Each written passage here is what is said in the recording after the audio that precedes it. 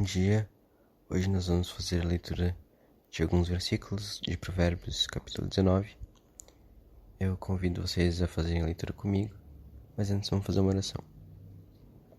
Senhor nosso Deus, muito obrigado por mais um dia que o Senhor nos tem proporcionado, que o Senhor possa nos abrir o conhecimento para que possamos compreender essas palavras de sabedoria, Deus. Eu peço que o Senhor nos dê um bom domingo, um bom dia a todos nós e um ótimo culto à noite. Em nome de Jesus, amém. Então vamos fazer a leitura aqui de Provérbios, alguns versículos do capítulo 19. Começando pelo versículo 8. Quem obtém sabedoria ama-se a si mesmo.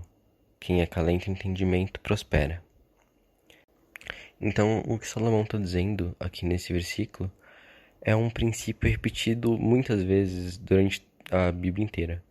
Né? Conhecer a Deus e obter sabedoria em Deus é algo que nos torna capazes de compreender que toda obra que Deus realiza é uma obra boa. E essa compreensão de que tudo que Deus faz é bom, ela deve nos encher de amor por nós mesmos e pelos nossos próximos e por toda a criação de Deus, né? É muito semelhante ao que Jesus chama de maior dos mandamentos no Novo Testamento. Ele diz que o maior dos mandamentos é amar a Deus acima de todas as coisas e ao próximo como a nós mesmos. E esse amor próprio que Deus nos ensina não é um amor egoísta, não é um amor narcisista. Pelo contrário, né? É um amor que é cuidadoso. E quando nós buscamos de fato compreender a criação de Deus e obter sabedoria nessas coisas, a gente dá um grande passo em direção a esse cuidado. Amar a si mesmo, então, é uma atitude essencial na nossa vida, porque nós devemos estar preocupados constantemente com a nossa saúde espiritual e tomar cuidado com a nossa alma, né? Nós devemos nos atentar a alguns sintomas que podem indicar, por exemplo, que algo não está indo como esperado, ou que nós estamos falhando em alguma área de nossas vidas. E então, afinal de contas, né, se nós não amamos e zelamos a obra de Deus na nossa própria vida, como a gente vai poder amar o nosso próximo ou amar o próprio Deus, né? Se a gente é apático com a nossa própria alma, a gente não vai conseguir, não vai querer buscar santificação. Próximo versículo. A falsa testemunha não ficará sem castigo, e aquele que despeja mentiras perecerá. O conceito de falso testemunho que aparece em Provérbios 19:9, apesar de ter uma ligação com o campo judicial, né, jurídico, ele não é só restrito a isso. O 9º mandamento, lá em Êxodo, que diz não darás falso testemunho contra o seu próximo, ele tem alguns aditivos em Levítico 19, que diz não espalhem mentiras sobre o seu povo, em Levítico 19:16. E a palavra hebraica para falso testemunho, ou para mentira, é ed sheker, e ela vem da raiz da palavra shó, que quer dizer inútil, sem valor, vão. Então, no contexto aqui de Provérbios, falso testemunho não necessariamente tem relação somente com a mentira, né?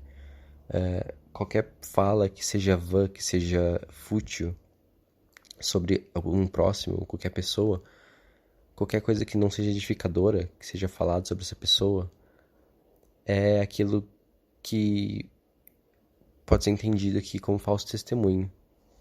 É o que o Novo Testamento também chama de maledicência, né?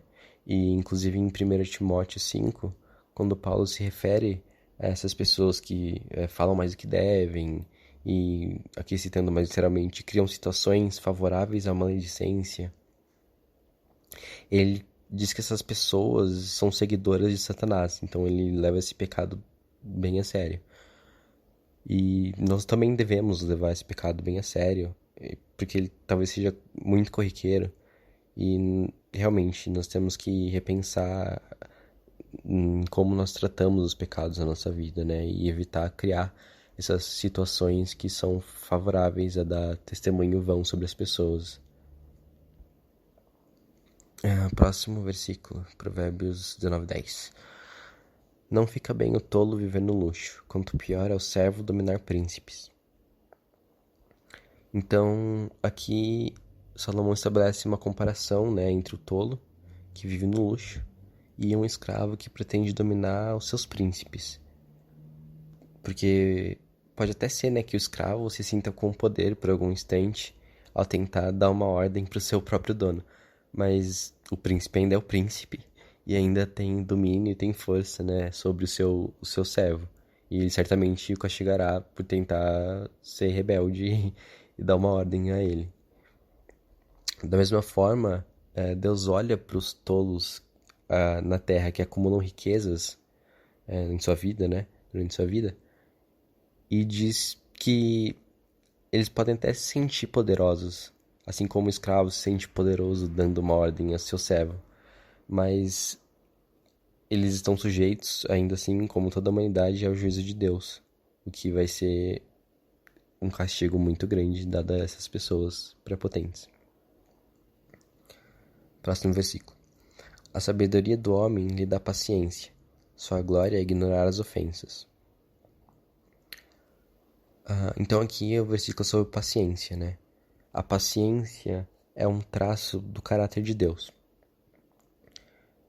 Pela paciência de Deus, pela paciência que ele tem com a humanidade, é que ele escolheu nos salvar, né? Expressando sua bondade através das pessoas, através da paciência com as pessoas que o ofendem com o pecado.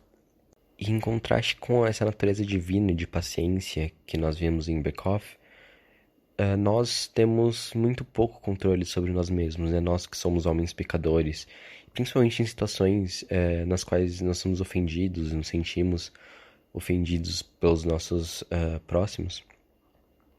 Nós não temos essa paciência divina em nós. E por isso é que a paciência é parte do fruto do Espírito, né? Que é algo que é dado a nós através da graça. E essa graça, ela é extremamente necessária para o cristão. Spurgeon diz que se queremos ser discípulos desse Deus paciente, então nós também devemos espelhar essa paciência de Deus. E é impossível lutar contra as nossas vontades, contra o pecado que habita em nós, sem essa base sólida de paciência divina. Jesus diz que bem-aventurado é aquele que é odiado, ofendido e humilhado por causa dele.